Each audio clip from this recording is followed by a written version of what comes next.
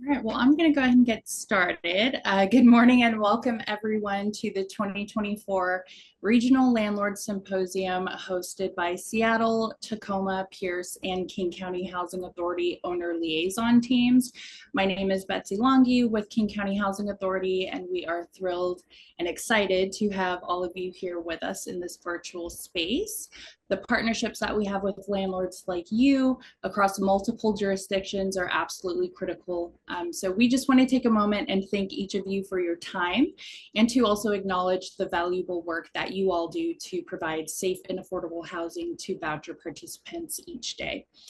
So the purpose of today's sessions are really to provide a platform for you all to learn, engage, ask questions using the Q&A feature in this webinar, and hopefully be able to utilize and apply some of the information provided by our presenters.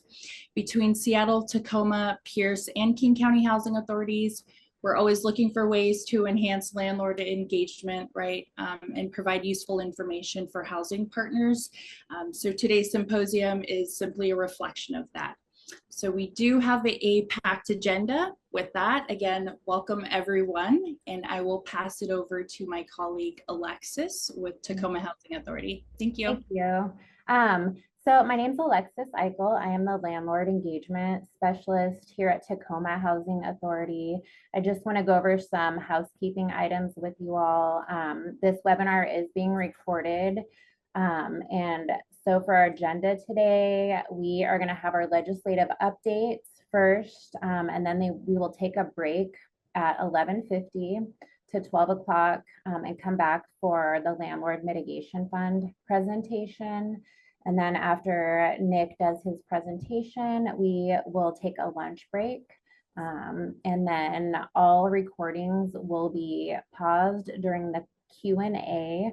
Please use that Q&A button to ask any questions. We have over 300 folks registered for this webinar. So that is the best way for us to track your questions. We will try to get everything answered. And the slides and recordings will be available by next Friday or sooner. That's my goal. And for all Public Housing Authority specific questions that don't get answered today in the webinar, please reach out to your local housing authority. We will make sure to share all of our contact information with all of you. And we also got a discount code from the Rental Housing Association of Washington for new landlords that are not members with them. And we'll make that available as well. And I want to give a special thanks to Jim Henderson, Christopher Cutting, and Nicholas Yuva. They have been helping with doing either legislative updates or the Department of Commerce Landlord Mitigation Fund for 4 years now. This is our 4th symposium. So thank you all. And then thank you to my colleagues at our regional housing authorities. I could not do the work I do without the partnership with all of you guys. And so again, we have Seattle Housing Authority, Pierce County Housing Authority, Tacoma Housing Authority, and King County Housing Authority landlords and community partners represented today. And so I'm going to transition over to Hiram with Seattle Housing Authority. Hello, everyone. Up next, we have Jim Henderson with Landlord Solutions to talk about King County and Seattle and Tacoma legislative updates. Jim. All right. Good morning. I'm going to cover Tacoma, and Pierce County, and Christopher is going to cover the King County jurisdictions. So let me turn on my screen here.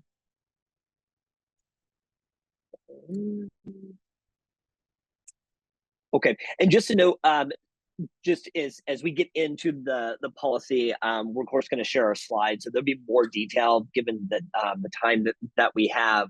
I'm going to keep it pretty high level, but if you have any specific questions, I'm happy to answer those. So just a little update at the state level, we had 406 housing bills were introduced in this last session this year. Those were not all landlord tenant, but they were bills that then impacted or intercepted with some sort of housing. And many of those would have had some sort of change to what landlords and would have had to, change, whether. So just note that even though we tend to focus on, specifically landlord tenant policies, the legislature does create bills, and some bills are passed that are outside the landlord tenant statutes. So with that, I've got a list here of just bills. These were the bills in which were more directly related to landlord tenant issues this last session. Of course, none of these bills passed, so we did not have any changes this year to statewide landlord tenant policies. So it's nice to have a little bit of break with all of the changes that are happening year over year at the state level, as well as what continues to happen at a local level. So, all right, let's talk about Tacoma's rental housing code. So, as many of you are aware, there was an initiative, and we'll talk about what changes the initiative brought. But in response to the initiative that was running in Tacoma last in 2023, the city council thought that they could get in front of those changes, and they would go ahead, pass some new rental housing code changes, and the thought was that they would be able to appease the sponsors of Measure 1 and get them to accept the city's new changes and give them time to work through the other issues. They weren't successful with that, so we ended up with was two sets of changes very close together. So in June, with an effective date of July 24, the city council passed changes to rent increase, shared housing standards. They made quite a few changes to their, requirements for income to rent ratio. This is kind of a first in the country. Just an example, the city passed, their ordinance passed, and it said that if you are charging at or above HUD's fair market value, then you would have your rent to income ratio would be at 2.5 income to rent. If you were below HUD's fair market value, then you could ask for 3 times the income to the rent. So after the city passed their set of changes, and then Measure 1 was still, we were still working through Measure 1, and then in November of this year, of last year, with an effective date of December 8th, Measure 1 became new policy, and so we'll talk a little bit about that as well.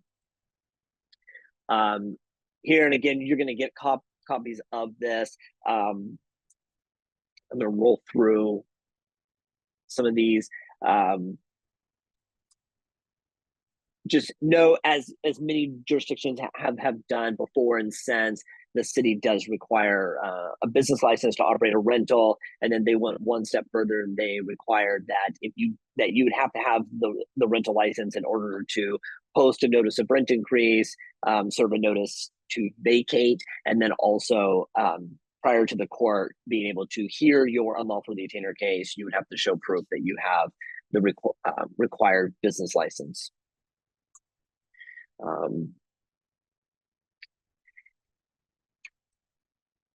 So let's talk about, just as a comparison, we see that, under the rental housing code that the city passed in June, with became effective in July, they increased the rent notice of rent increase up to 120 days. Also, the city requires that the landlord attach what we call the resources that the city provides with information about the residents' options regarding when they receive a notice of rent increase. The city also required that notice of rent increase be process served, which means processor has to go out, or the housing provider themselves attempt personal service, and in the alternate, they would be able to post and mail. The city capped late fees at 1.5%, not greater than $75. You'll see that a lot of these policies were then changed when Measure 1 passed. So when Measure 1 passed, the notice of rent increase became far more complicated, and it's a two-step process now. And so the first notice, and the notice itself is the city has a form in which you're required to use in order to provide proper notice. You of course could transcribe it onto into your own system, but you have to use the format that they have created. The first notice you have to give your resident is between 180 and 210 days, and then you have to follow that up with a second notice, and that notice is between 120 and 90 days. Measure 1 also capped move-in cost at 1 month's rent. Those move-in costs include all non-refundable fees, as well as the screening fees that the resident may have been charged as part of the application process. Late fees were capped at $10, and then we also have two bans. We have a winter ban and we have a school year ban. And the winter ban is applied to anyone who comes before the court in an unlawful detainer between the dates of November 1st and April 1st. And residents are not required to vacate during that period of time, nor does the court enforce that they pay rent as well. Oftentimes these cases are already where the resident's about 6 months behind in rent when the court hears the case. And then if you're in the period of the ban, then the resident can continue to remain in the unit without paying rent before you can effect a physical eviction after the ban expires. That also applies to the school year ban. The school year ban runs off of the Tacoma Public School District's school calendar. So it's somewhere around, I think this year it was September 9th, and it's going till like June 23rd.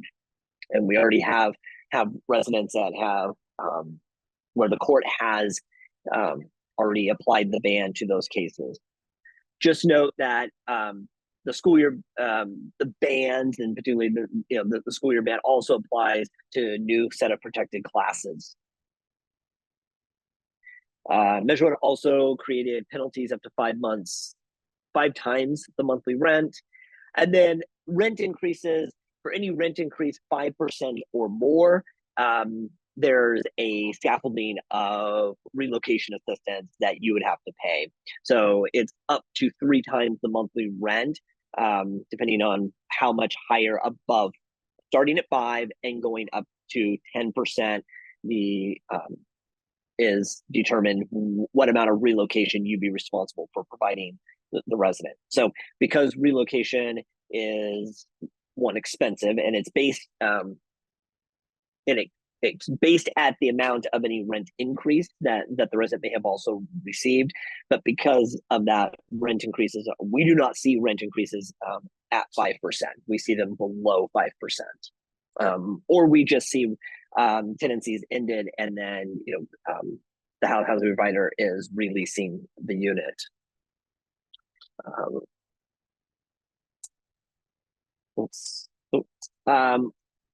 So as a result of this, what is called in code, it's called Landlord Fairness Code, and the city's code, there has been a lawsuit filed against the city in response to that.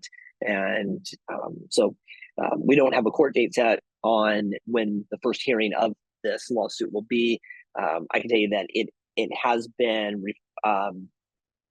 referred from Superior Court, where it was originally filed, to federal court. So that this lawsuit's going to, of course, take some time. The council cannot make any changes to the Measure 1 and what the Landlord Fairness Code now for 2 years. That's per city charter. So we have about 18 months remaining of that 2-year window before the council can consider any changes.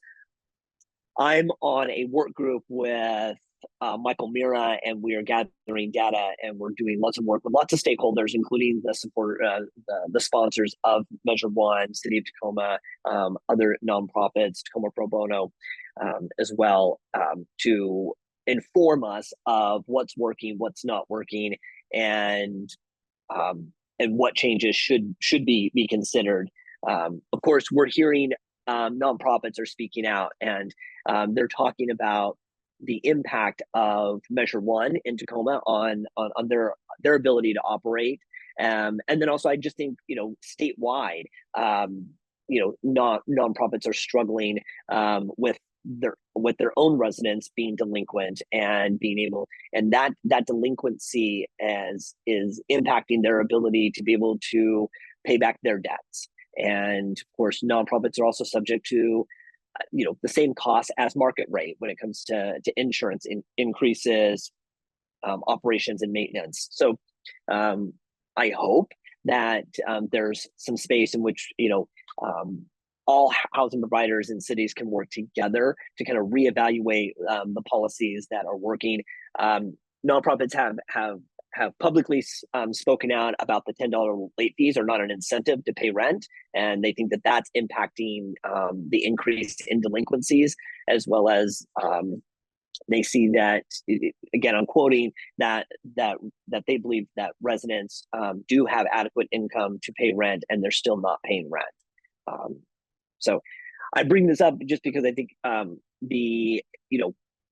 it's important to look at the impact of policy doesn't just fall on market rate, and I think that oftentimes policies are targeted at one segment of housing, and there's impact that happens to across the spectrum of who needs housing.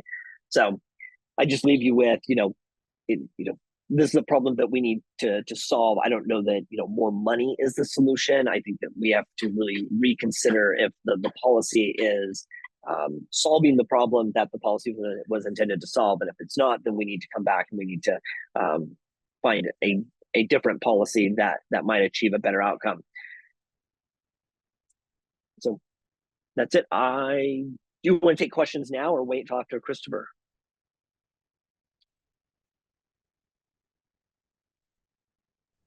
Probably wait until after Christopher. Okay. Christopher, you should be able to share your screen. All right. Thank you, Jim. I Welcome. will put up my slides now. At least I aspire to. There, looks like that. That appears to be working, except for that I'm on the wrong slide. There we go. I am covering much of the same material that Jim did, but in a different set of jurisdictions. I'll be doing King County. I will note that these slides have they identify local laws across Washington state. So you'll see Spokane, Tacoma, as Jim just talked about, Bellingham, Vancouver, and Port Orchard, all in the slides, but we're mostly talking, or at least I'm exclusively talking about the King County county itself, and then the cities therein. So I'm Christopher Cutting. I am an attorney based in Seattle. I do landlord and tenant relations across Western Washington, mainly in the 5 large counties around Seattle: King, Pierce, Snohomish, Kitsap, and Thurston. And then I'm also here representing the Rental Housing Association. I'm the vice president there and the co-chair of their legislation committee, which means I spend quite a lot of time in the early part of each calendar year with Jim, going down to Olympia and trying to influence policy in a way that makes it easier to provide safe and affordable housing. I think I kind of talked about this already. We're talking about sort of local regulation. As with Jim, there's so gosh darn much of it that we're going to do a pretty high level overview and then take questions as needed on some of the more detailed, the more in specifics that you've got, so we can both get the information that everybody here really wants to you and not spend time on stuff that you don't need to hear about. As everybody knows, the core of residential landlord and tenant law is the state Landlord Tenant Act. The way that the act has been interpreted since 1973, when it originally passed, is that it acts as a floor of tenant protection, and local jurisdictions are allowed to supplement those to impose more restrictive requirements on housing providers or more generous protections to residents, depending on your perspective on it. I tend to refer to them as regulations or restrictions because the idea that residents need to be protected from all of you, it doesn't make a lot of sense to me. You wouldn't be in this business in the first place if you weren't trying to provide quality housing to be helping these folks out.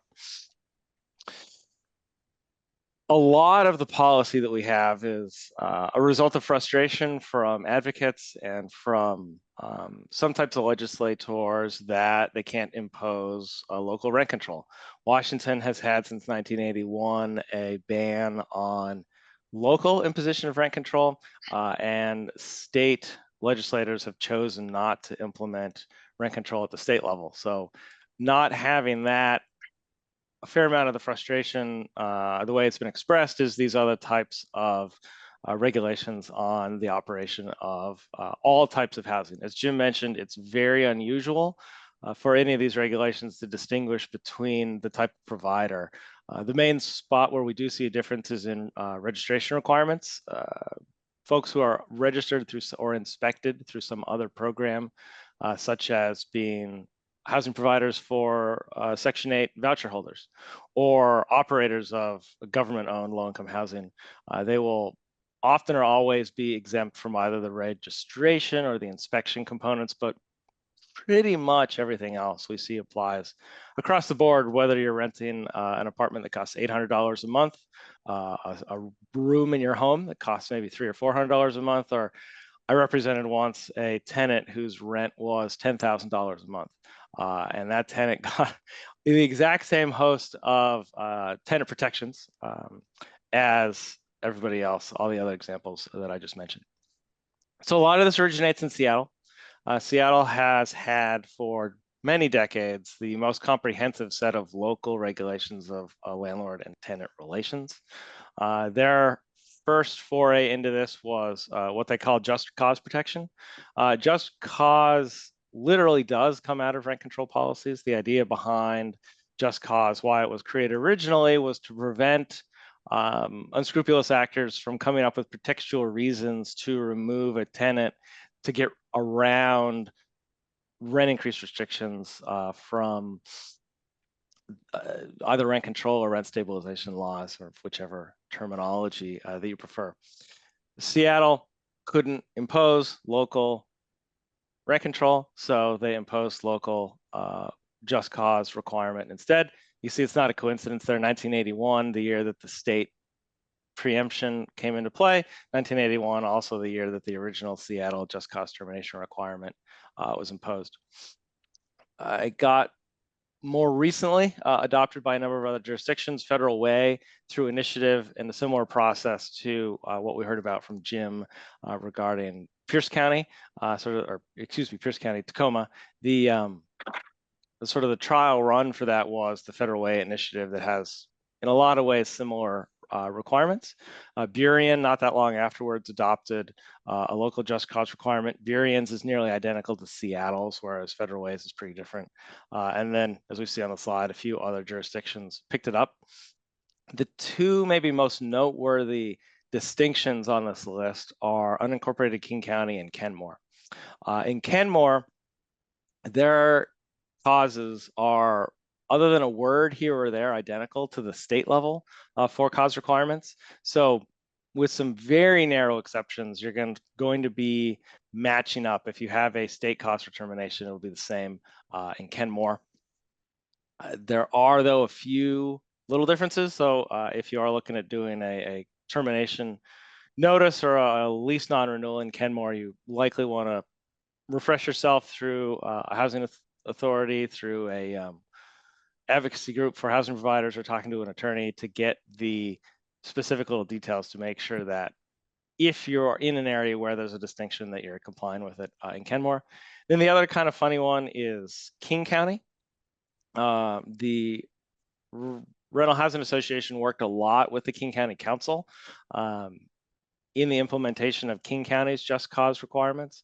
And the way that they ultimately adopted them is they supplemented the state list. So the state has 16 causes for termination or non-renewal of a tenancy, and King County adopted about 10 more local causes for specific kinds of housing that aren't that common statewide, or that they felt weren't adequately addressed statewide, but that are fairly common in the unincorporated parts of King County. That's the other sort of unique wrinkle to King County's regulation, is it only applies in parts of that county that are not inside the city limits of another city. So if you're in the city limits of SeaTac, for example, you cover SeaTac's just cause, but you do not need to comply with King County's. If you're in the city limits of Bellevue, then you just follow state requirements, because neither county don't apply, and Bellevue doesn't have their own local. Well, it's one that we don't see a lot or handle a lot in our actual relationship with the residents, but can occasionally cause some big disruption, is if you are selling a property that has units which are considered affordable to folks making 80% or less of area median income. That's potentially everyone or nearly everyone on this class today. The limitation on that is Seattle, for example, it's got to be a 2-unit or larger building for this to apply. And this is distinct from the last slide where we talked about ending tenancies. This is just a notification requirement that housing providers have to give in advance of selling covered units on the open market. So they're not ending the tenancy, and usually for those kind of properties, you would want to keep the tenants in possession. But what it does is it alerts the Office of Housing and various affordable housing agencies, as well as the tenants themselves. So this transaction is about to be listed on the market to give them potentially the opportunity to buy affordable housing that might otherwise be lost. This is modeled after a program that was created in the early 80s in Washington, D.C. That D.C. program has been extensively studied over the last 40 plus years and found to be outrageously ineffective, but it's been a popular thing to adopt locally lately. Rental registration inspection. This is the one that I hit on early with a little bit of a preview. That is one of the few exceptions where subsidized and low-income housing, like most of these folks joining us today, operate market rate, where everybody doesn't necessarily follow the same set of rules. Local inspections, for a local registration or inspection program to be lawful, they need to meet several different tests. Prior to 2021, that standard was that the fees collected from the program be used to support the same purpose as the registration process itself. So they would go back into re-inspecting properties, for example, and couldn't be used for general revenue. They also can't be a tax or meet the legal definition of a tax, which one of the easiest ways to understand that is you can't be required to pay it annually. So Seattle, when they adopted their registration program in 2014, they made the fee paid every 5 years, and then they've gradually been reducing that period over time so that you have to renew your registration every other year. I have a rental property in Seattle, and I am halfway through my period. I was checking all my files the other day going, oh gosh, I think my registration is about to come up. I got to get that all taken care of, and found out, nope, I did that last year. So my renewal doesn't come around until next year. State law a few years ago imposed a requirement that any city which collects a commercial business tax, B&O tax, has to have a residential rental registration program. So as a result of that, most, not all, but most of the cities in the state have a registration program now. Generally, it's run through their business license program. Inspection programs are less common, and our list in the green box here is jurisdictions that have inspection programs separate from just registration through your business license. But as of 2021, and they had a little bit of time to implement it after 2021, the registration part of that program is now nearly universal. Relocation assistance is another one of the causes. Maybe we should have put these slides in a slightly different order, but this comes out of just cause ordinances largely, but not exclusively, and it is a way for low-income folks who are getting displaced for some reason that's outside of their control to get financial assistance with relocating.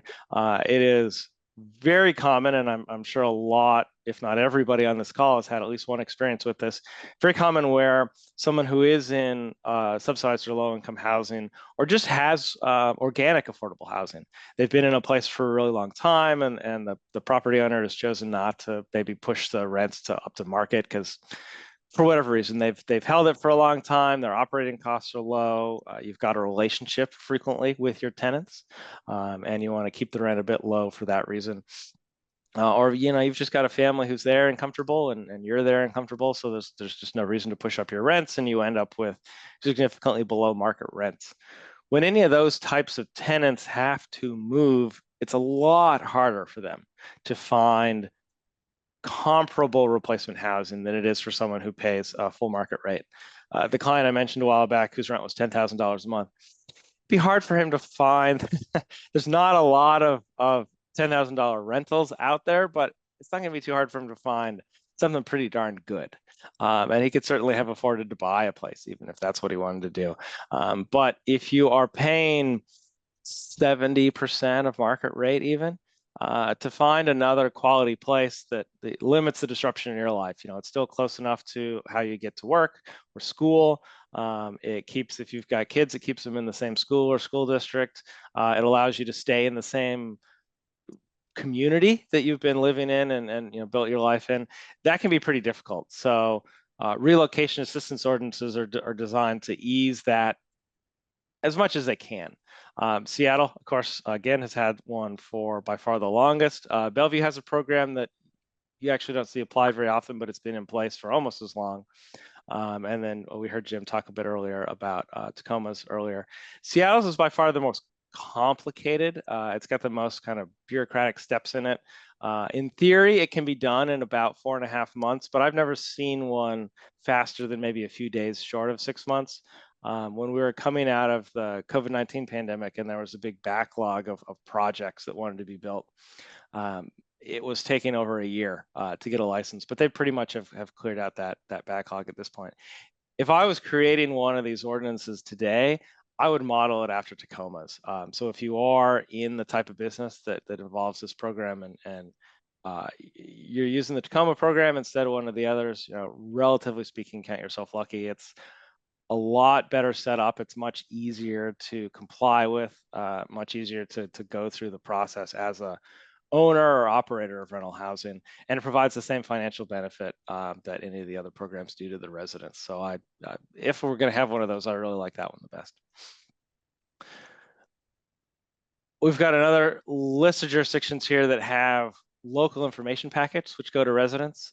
These always have to go out when the resident originally moves in, and then there's a bit of variation jurisdiction to jurisdiction on how frequently and how you provide updated copies. As a general rule, you're going to give a paper copy with your original lease, and then you can give an electronic copy whenever the lease is renewed, or at least annually for month-to-month residents. Though a bit of jurisdictional variance on these things, and you also see a huge difference in the packets themselves. Of course, different laws in them, but the Seattle one is, as I recall, is over 30 pages now, and I think CTAX is like 4.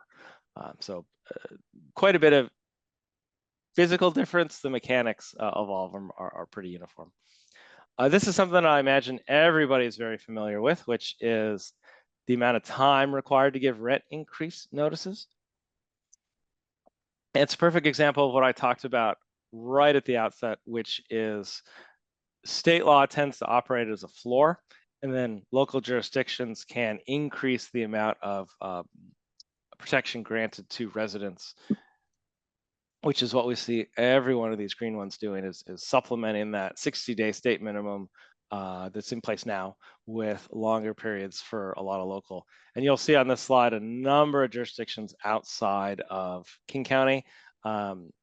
Tumwater, one that I missed when I rattled off non-King County jurisdictions earlier that have local requirements on these slides.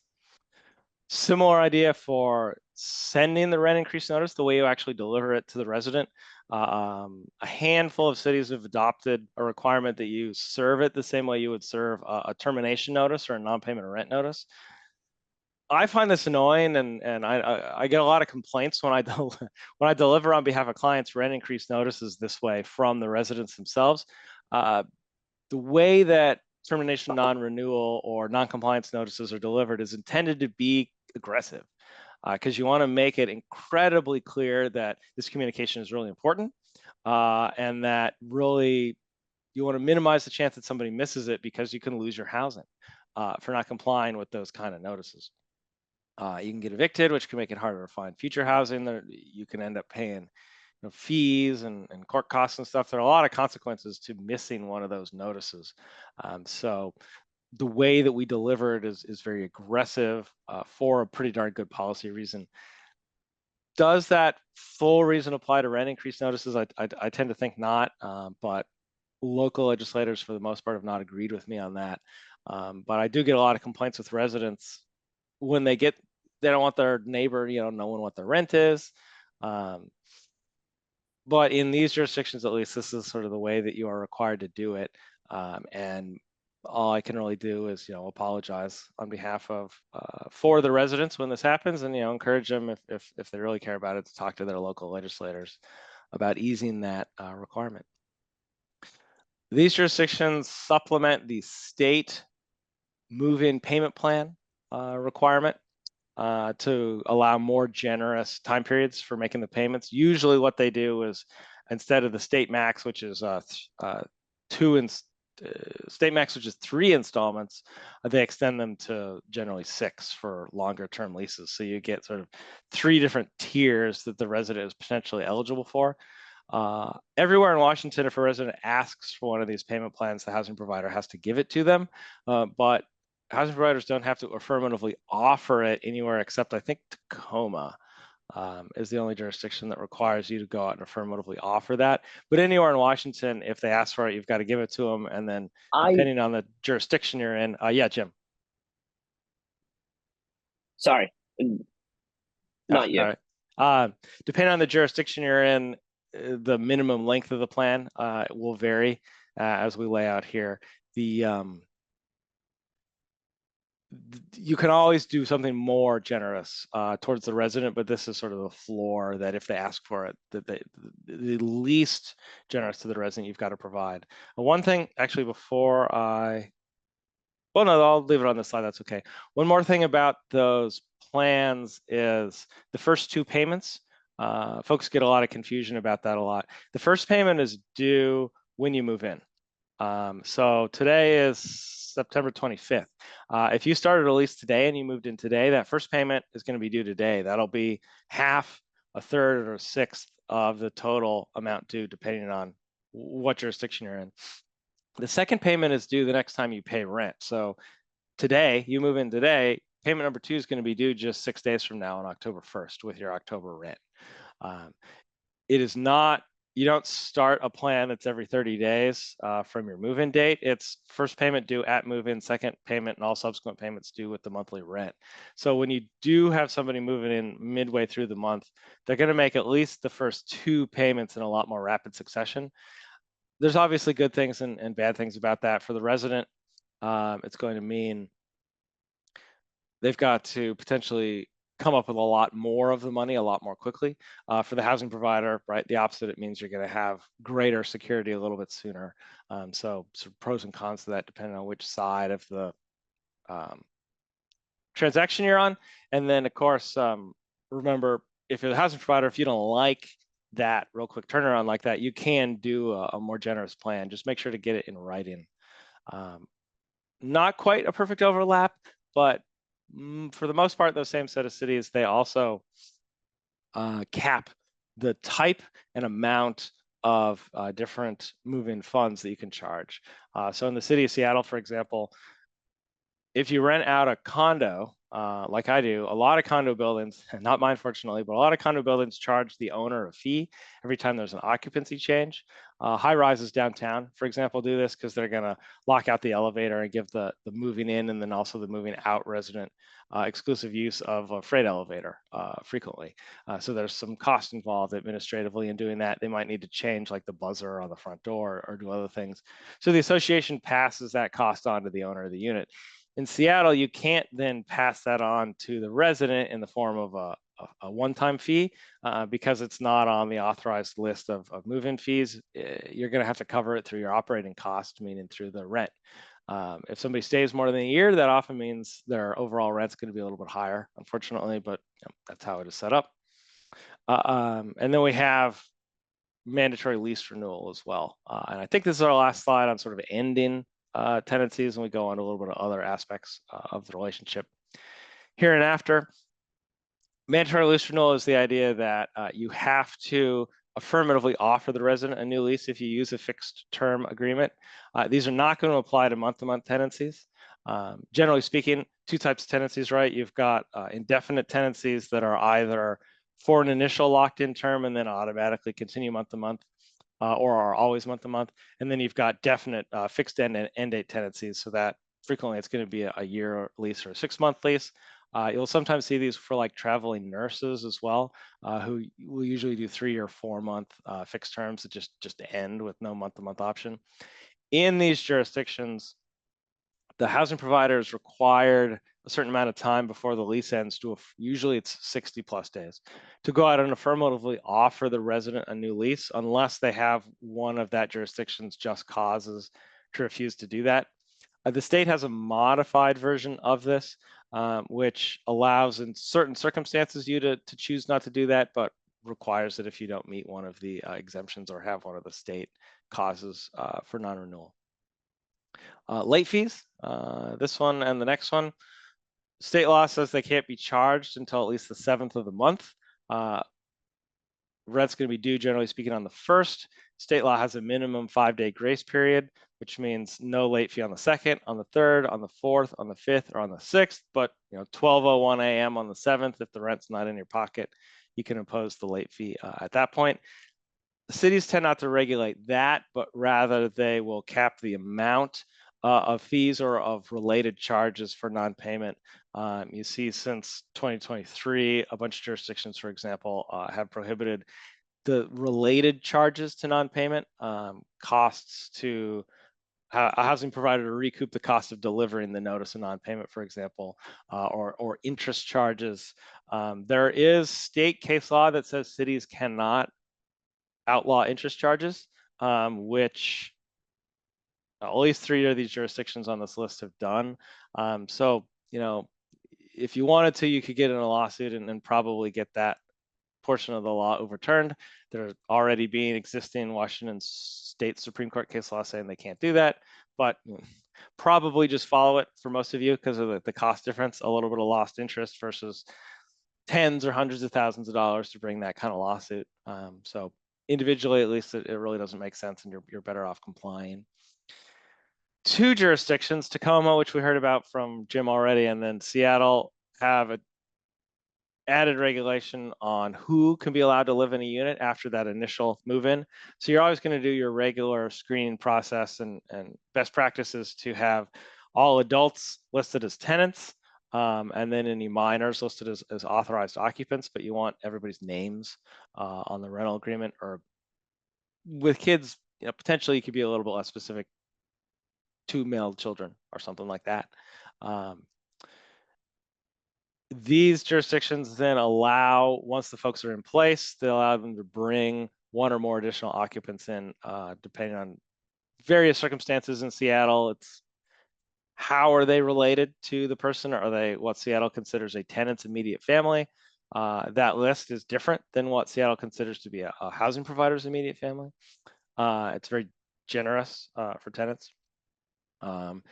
Or are they not immediate family? And depending on which of those categories they fall in, impacts what sort of requirements you can hold the person to, and then they can add those additional folks as either authorized occupants or tenants. That's up to the housing provider on the lease. And then statewide, if all the named tenants on the lease vacate, but they've had another adult living there for at least 6 months, that adult has the right to take over the rental agreement when the permanent occupants vacate. Because of renewal practices and things like that, that would then come into play also. And it can frequently involve a situation where there's a lot of different formal communication going back and forth between provider and resident. Seasonal eviction restrictions operate quite a bit differently in Seattle than they do in Tacoma. So we heard from Jim how Pierce County Superior Court, how Tacoma courts apply those. In Seattle, it's much less restrictive on the resident, much less protective for the much less restrictive, excuse me, on the owner operator, and much less protective to the resident. The Rental Housing Association sued the city of Seattle over the winter and the school year eviction bans. And the city attorney felt that the only way that she could defend those laws as constitutional,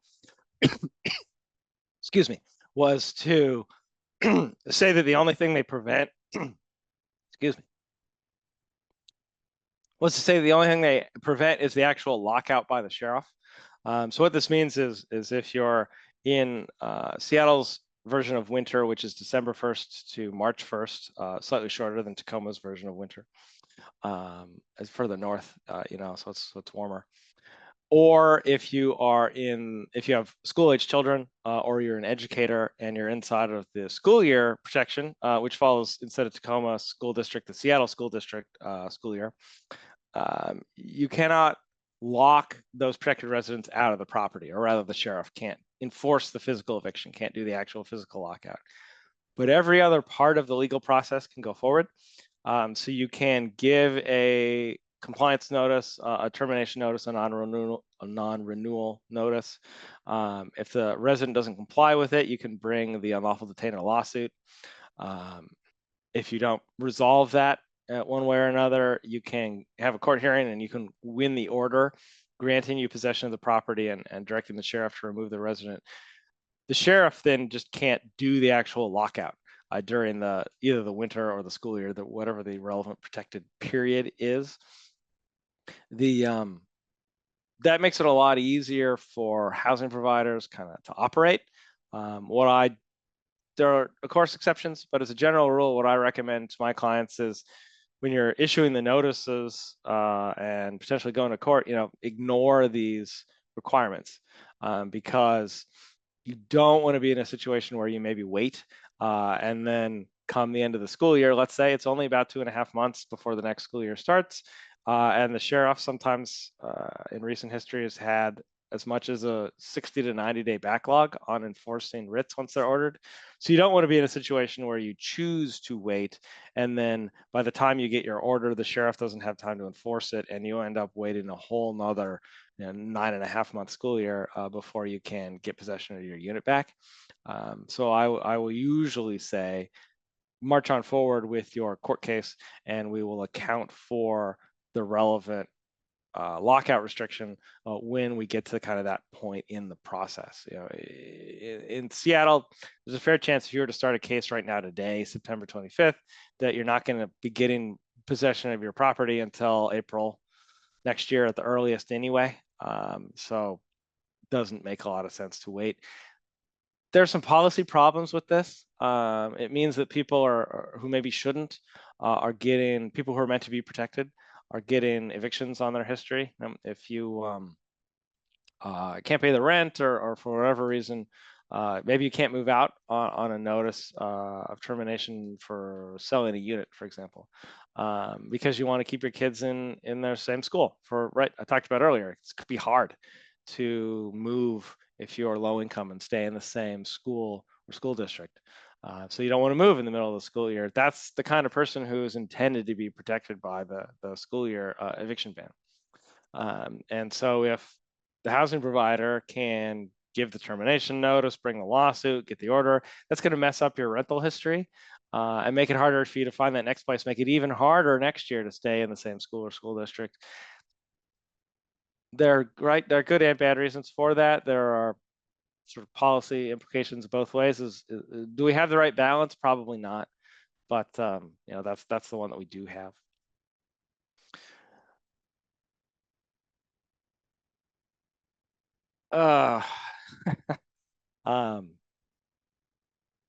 It is everywhere in the state.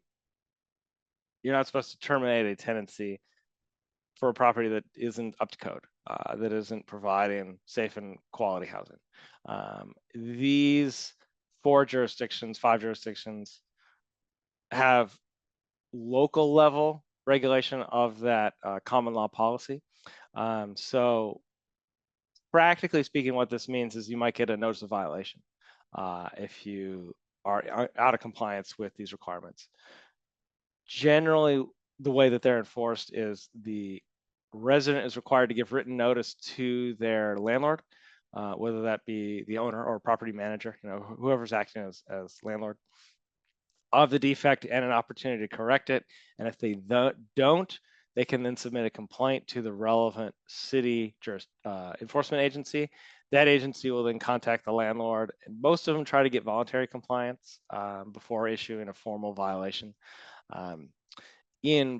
That's how it's supposed to work in theory. In practice, at least when housing providers come to me with formal notices from the city on these things, they virtually always say that the resident gave them no kind of notice or warning that there was something that needed to be done. A lot of the time they might have inspected the unit relatively recently, and at least this is what they're reporting to me, been told or seen that there didn't seem to be anything wrong, and then, you know, allegedly the resident told them at some point, but they don't have any record of it, that there was something remaining repair that needed to be done. So in my experience, they tend to be treated more as sort of gotcha kind of things rather than doing that very good policy of saying you can't be evicted from a property that's not, you know, safe to occupy.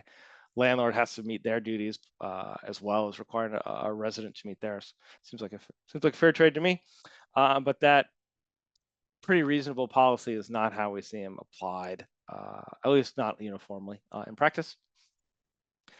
Economic displacement relocation. This is again that same idea that lower income folks, it's harder to find new housing. So we're going to give you a little bit of financial assistance towards doing that.